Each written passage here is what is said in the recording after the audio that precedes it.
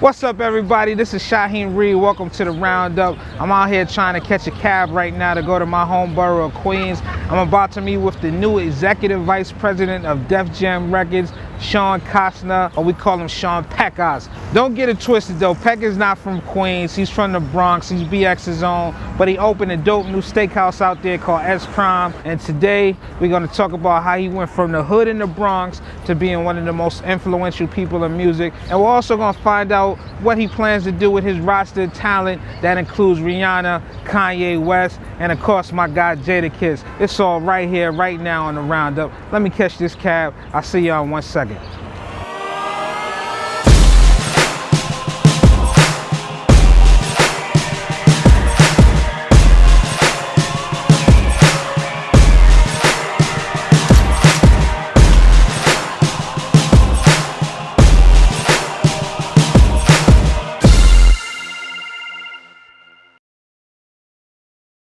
This episode is wild for me, man. I have my first bona fide executive as a guest. It's definitely my pleasure to welcome Shawn Costner, aka Pecas. Thank you, my to brother. The Roundup, man.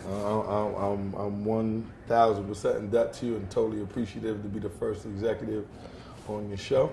First of all, I gotta congratulate you on your new position. Thank you. What is it now? Master of the Universe? Nah. He-Man, Master of the Universe? What's going on? He-Man, that was my joint back in the day. Now, I mean, I've just been appointed executive vice president of Def Jam Recordings.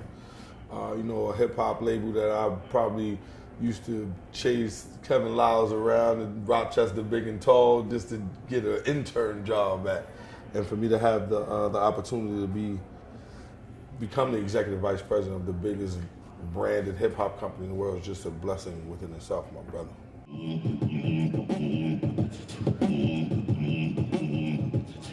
Kid from the Bronx.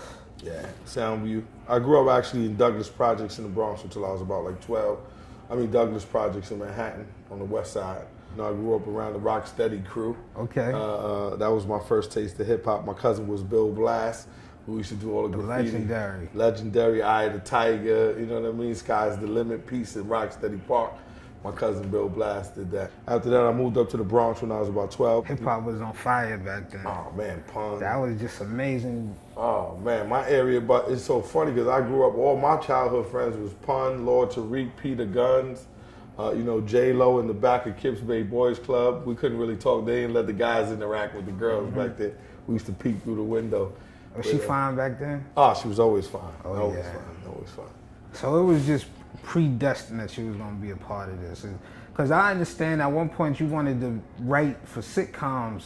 Yeah, that's funny that you remember that. My actual first love was two things. I wanted to either be a sports cameraman or be a writer for like sitcoms and stuff like that. Was there a particular TV show that you wanted to write for? Something that inspired you? You know who really inspired me? And this is gonna be crazy.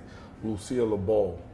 I love Lucy. Oh yeah. Yeah. Oh yeah. I think that was one of the first shows that I used to watch with my grandmother back in the days that really gave me an inspiration when it came to comedy, because I was able to relate for it growing up in a Puerto Rican household, and Ricky Ricardo was Spanish, and it was crazy. So that was my first relation to a sitcom, and then Archie Bunker, and then I got into the Jeffersons. But it was really Lucille LaBelle. I love Lucy at first. The name Pecas, where does that come from? My father's African American from Pinehurst, North Carolina, and my mother is Puerto Rican. Growing up in hip hop, Douglas Projects was heavily African American oriented as well as heavy Puerto Rican oriented. So I had the best of both worlds. So it was funny growing up because all my friends' name was like Ricky, Papo, Jason, and then Shawn. It didn't fit. So because of my freckles, it means freckles in Spanish, they gave me the nickname Pecas. Damn. And it's stuck. How did you get into hip hop professionally? Because I remember when you was doing like street team stuff. Yeah. Way back. I used to attend Lehman College in the Bronx. Andre Harrell and Jimmy Jenkins, they did a seminar on how to get into the music industry. They talked about internships and things of that. So I went to the seminar and I was like, you know what? I want to do an internship. And a girlfriend of mine back then was a writer for rap pages. So me, I had the dual duty. It was either, I was jealous I didn't want her to meet a rapper and leave me. Oh, yeah. And I had to go to like help her break the ice with the artist. So we did like interviews with Das FX was the first one we did. So I went with her down to Elektra back then. And then we did one with Dougie Fresh at G Street. That's when he was signed to G Street. So I used to accompany her. Hey, yo, all right there. Yeah, remember that? Hey, yeah. I had a lot of fun with Dougie on the road, by the way. Doug is fun. So I went down, met a couple of people when I was used to do the interviews, and I found out, like, from my knowledge of what I learned from Jimmy Jenkins and Andre Harrell was to be able to give yourself and your time up to work for free and do an internship. So Elektra, they were too hot. They were like, nah, we ain't doing no internships. But G Street took me in. So you was doing your internship. How long did it take for you to start getting that salary? Because for me, I come from my internship too. I did mine at Vibe. Right. Me and Dake Twan and all of those cats over there. All the big guys now. Huh? It took me about 2 years. I was still, going to school and in college and doing my thing. And then there was the promotion guy. His name was Reg. He would go on like these weekend excursions. It was like How Can I Be Down? He would go on, and then there was another one like the CMJ New Music Seminar, New Music something Seminar. like that. Like he would go on those, and I'd be like, "Yo, do you mind if I drove for you?" You was working your way in. Oh yeah. I was like, "Yo, Yeah. if you don't like to drive, I'll drive the van." You know what I'm saying? We would drive to Virginia and stuff like that, and I would just meet like all these legendary radio hosts and big hip hop aficionados, and just keep meeting them, and I built a relationship with them. I would call them, talk to them. Reg would allow me to run to them and give them the little records and stuff. I was a hustler.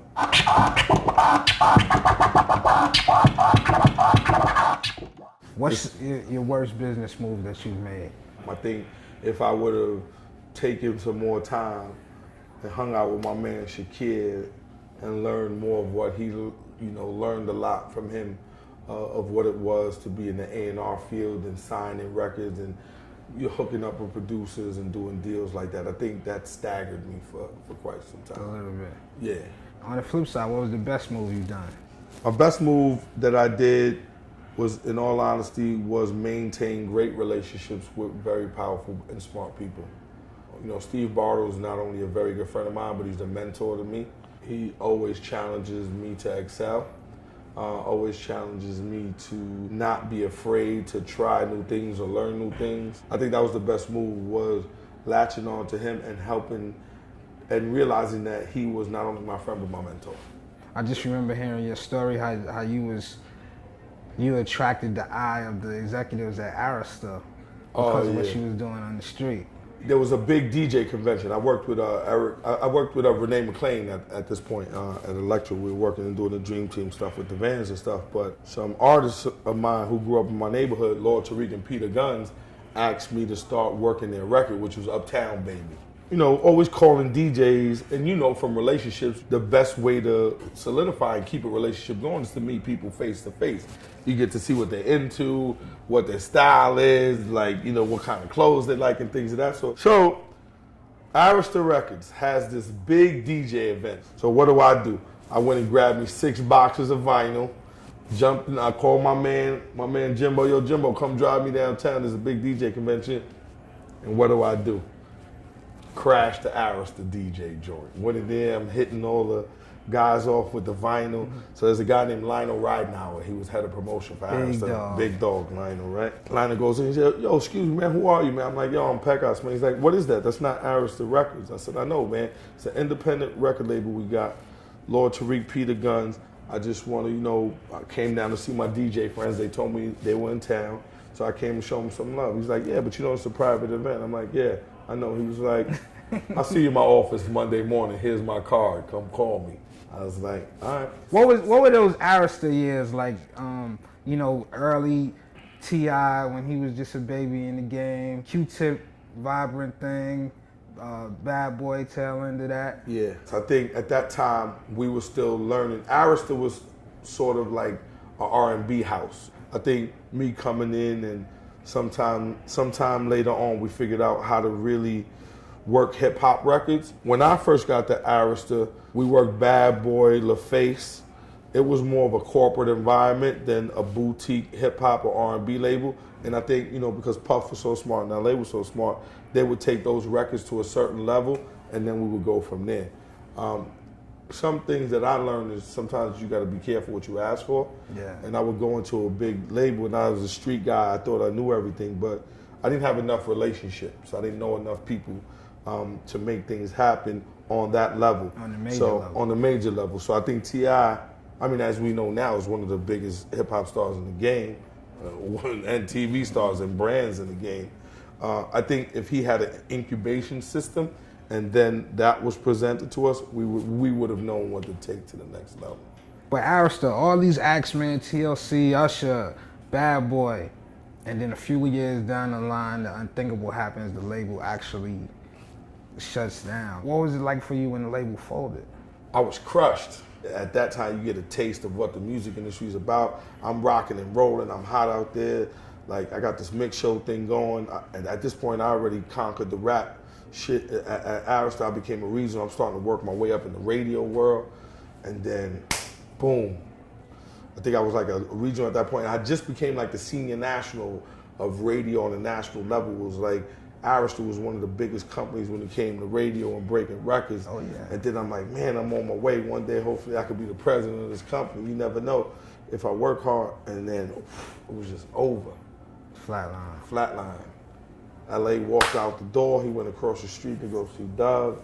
I'm bugging. I'm like, I didn't really, you know, Lionel and them was cool, but I didn't really have nobody, you know what I'm saying? Yeah. And that's when I had just formed a relationship with Steve Bartles, who's actually the CEO of Island Def Jam Music Group now. So it was crazy.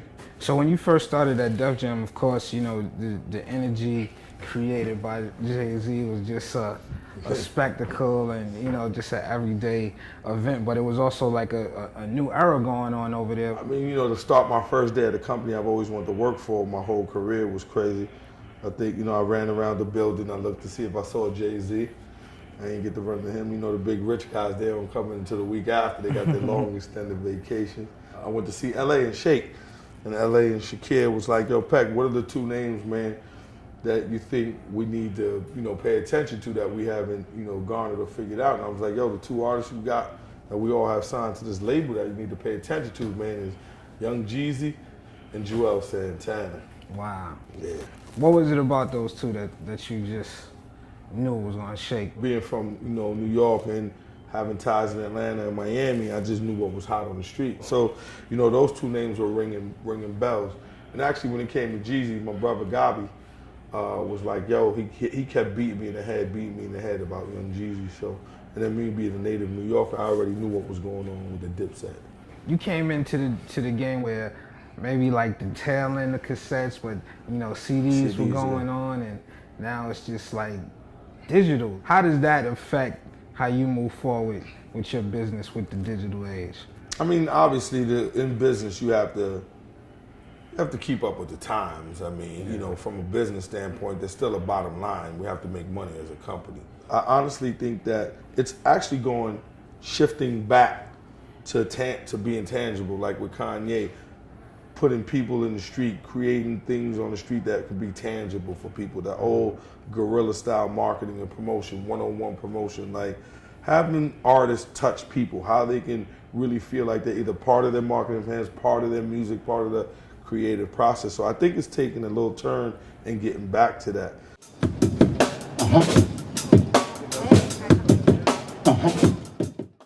So where's Def Jam going, man? You have the ball is in your court, so to speak. Where do you see the company going? Where we see the company going is we love to break new artists. You know, it's nothing like breaking new artists and creating bigger brands and figuring out how we can take our artists to the next level. You know, we have a great slew of young new artists. Lil Durk from Chicago, Lil Reese, YG from LA. You know, we have August Alsina, R&B singer signed through Dream and Noonie and them. Tell me about this new campaign y'all just did with Kanye, which was genius. It was almost like watching Dark Knight, how the Joker took over the TV and everything, how y'all did it. Well, you know, that campaign comes from Kanye West. He never stops. Him and his crew, you know, they have the Donda crew. They don't stop, and they challenge you, and they challenge, you know, us as a company and things of that sort, and they sit down with us. But he comes up with these phenomenal ideas, man. Our job is just to go take his vision and give it to the world. What did you think when you said, look, this is what we doing, 66 sites across the globe? I love it, man, because, you know, I come up from the guerrilla marketing, the street promotion. I'm a street promotion guy. That's how I started. So for us to be able to go out and go back to the promotion 101, guerrilla style marketing, come on, man. I'm like, oh, I'm up and down with the pom-poms, and him and Steve Bartles, they'll sit there and talk all day and just come up with great ideas. It's just amazing, man. It's amazing. I love it. And real quick, just a quick lineup rundown. We got Kanye about to come out. Yep. We got the Definition of Summer. Definition of Summer is our whole strength in numbers marketing plan to go strong. We got Kanye coming out. We got Pusha T coming out. Fabulous coming out. Young Jeezy coming out. Ludacris. Trinidad James. Jada Kiss coming out. Rose comes in late in the fourth quarter. My man Ricky Rose. Yeah, maybe top of the year, Rihanna.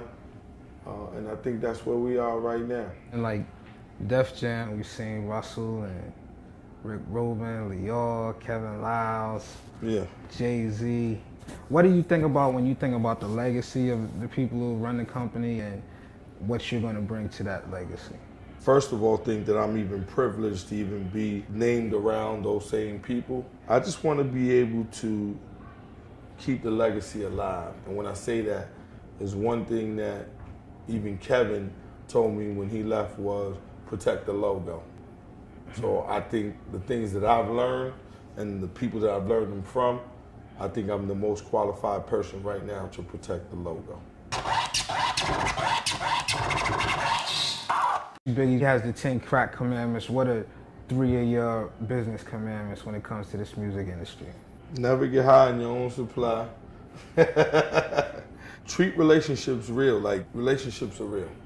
I think they need to be respected. People need to be respected. And I think the number one rule, I think, don't get caught up in the industry hype. Don't be like, you know, people always use the term the industry guy. I don't believe in that term. I think this is what we do for a living and career, but I think we just need to maintain who we are. The first Def Jam album that you bought? See, that's crazy because I keep thinking that Run DMC was always signed to Def Jam. Nah, it was Profile. Yeah, there was Profile. So I guess I had to be LL Cool J. Yeah. Yeah. What's your 2 favorite songs right now that's non-Def Jam related? It's Wiz Khalifa and The Weeknd. Oh, okay. The Memories. The Memories. I love that song. And French Montana has a record that I love too. It's French, Ace Hood. Oh, the F What Happens Tonight, Movado. I got my gun up. Yeah. Yeah. That's crazy. Yeah. What's 3 rules for internships? Do anything they ask of you. Make sure you're on time. And figure out what you want to do. Don't just take an internship at a record label just to take the internship.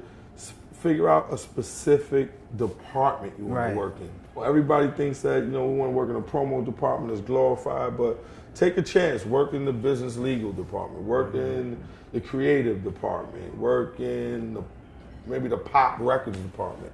I think there's this whole thing about work. You get an internship in the music industry, you're gonna have like a whole bunch of fun and hang out with rappers all day. It's not. I think interns need to figure out what department they want to work in. Peck, man, I'm looking forward to this summer, this definition of summer. I'm definitely looking forward to that, man. And congratulations again on your position, man. Like I said, I always see you just working hard and, you know, being humble. Thank you, Peck. All right, my brother. And right now on the roundup, let me catch this cab. I'll see y'all in 1 second.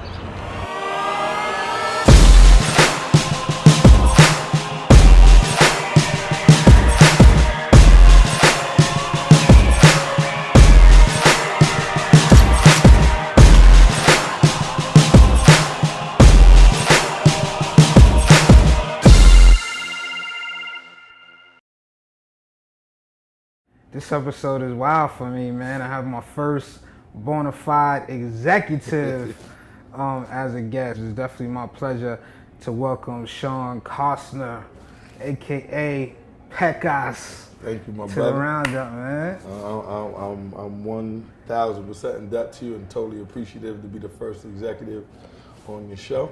First of all, I gotta congratulate you on your new position. Thank you.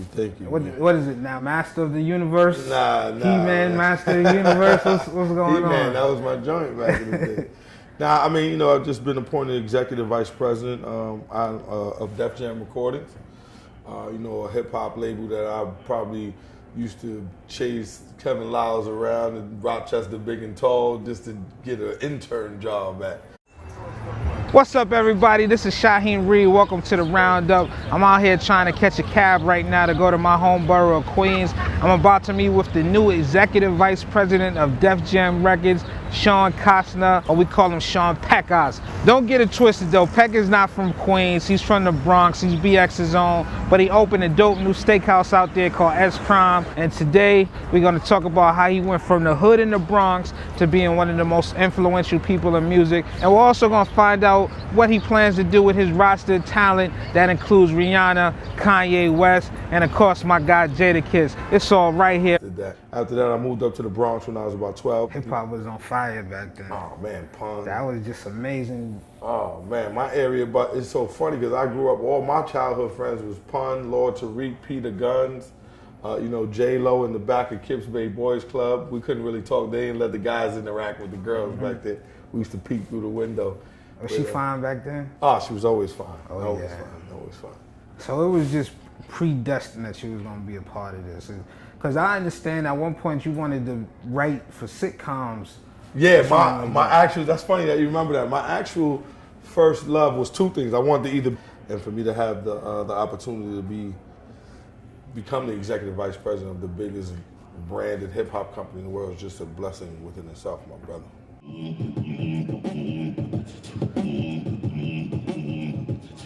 Kid from the Bronx. Yeah, Soundview. I grew up actually in Douglas Projects in the Bronx until I was about like 12. I mean Douglas Projects in Manhattan on the west side. You know, I grew up around the Rocksteady crew. Okay. That was my first taste of hip hop. My cousin was Bill Blass, who used to do all the graffiti. Legendary Eye of the Tiger, you know what I mean? Sky's the Limit piece in Rocksteady Park. My cousin Bill Blass.